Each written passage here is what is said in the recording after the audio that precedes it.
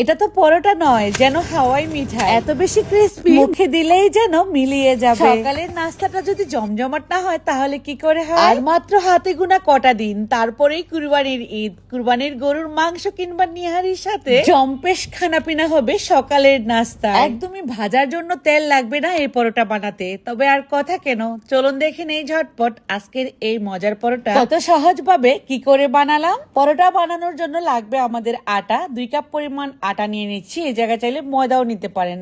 স্বাদ মতো লবণ, 1 টেবিল চামচ পরিমাণ চিনি আর 1 টেবিল চামচ পরিমাণ রান্নার তেল দিয়ে প্রথমে আটাটাকে খুব ভালোভাবে মিশিয়ে তারপর জড়ো করে নিব হাতের মুঠোতে। তারপর অল্প অল্প করে নরমাল ঠান্ডা পানি দিয়ে ডো তৈরি করে নিচ্ছি। অবশ্যই অল্প অল্প করে পানি দিয়ে টাইট ফিট একটা ডো তৈরি করে নিতে হবে। খুব ভালোভাবে মথে ডোটাকে তৈরি করে নিলাম। 20 মিনিটের জন্য রেস্টে রেখে দিব ঢাকনা দিয়ে। চাইলে কিন্তু আরো বেশি সময় ধরে রাখতে পারেন, যত বেশি রাখবেন ততই কিন্তু পরোটাগুলো ক্রিস্পি হবে। এখন লেচিগুলোকে বের করে নিচ্ছি। লেচিগুলো একই সমান করে নিলে আমাদের পরোটাগুলো কিন্তু একই মাপের হবে।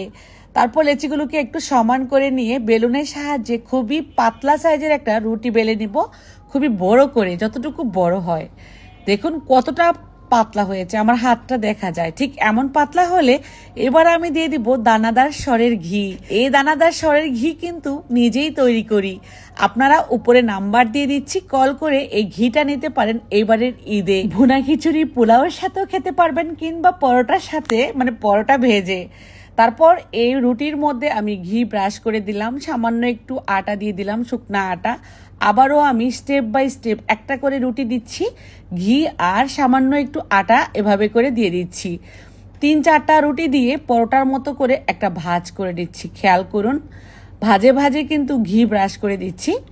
এই পরোটা যেন মুখে দিলে মিলিয়ে যাবে, আমি যেভাবে বানিয়ে নিচ্ছি। তারপর রোলের মতো করে ভাঁজ করে নিব। এই রোলটা থেকেই কিন্তু অনেকগুলো পরোটার লেচি বের হয়ে আসবে। এই তো আমাদের রোলটা তৈরি হয়ে গেলে নাইফের সাহায্যে লেচিগুলো বের করে নিচ্ছি। খেয়াল করুন কত লেয়ার হয়েছে ভেতরে। এভাবে করে যদি ঈদের মধ্যে নাস্তা বানান, দেখবেন যে সবাই লুটে পুটে খাবে। ঠিক এই অবস্থা। একটা লেচি থেকে পরোটা বেলে দেখাচ্ছি। আলতু হাতে বেলুনের সাহায্যে পরোটাগুলো বেলে নিলাম গোল করে।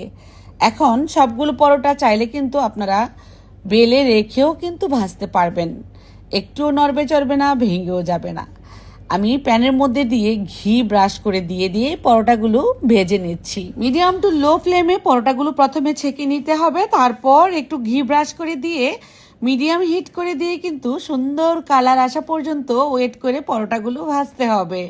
দেখবেন যে কতটা ক্রিস্পি হবে এই পরোটা, সেটা না বানালে বুঝতেই পারবেন না। আমাদের সবগুলো পরোটাই ভাজা হয়ে গেল। কতটা ক্রিস্পি হয়েছে নিশ্চয়ই দেখে বুঝে গিয়েছেন। আর কত লেয়ার, হাজার হাজার লেয়ার আছে, একদমই সম্পাপড়ির মতো, মুখে দিলেই যেন মিলিয়ে যাবে। আমার কাছে তো এই পরোটাটা হালুয়ার সাথে খেতে ভীষণ ভালো লাগে। সুজির ঘিয়ে ভাজা হালুয়া বানিয়ে এই পরোটার সাথে খাচ্ছি। কেমন লাগলো রেসিপি কমেন্টে জানাবেন, ভালো লাগলে শেয়ার করে দিবেন। সবাই ভালো থাকবেন, সুস্থ থাকবেন। আল্লাহ হাফেজ।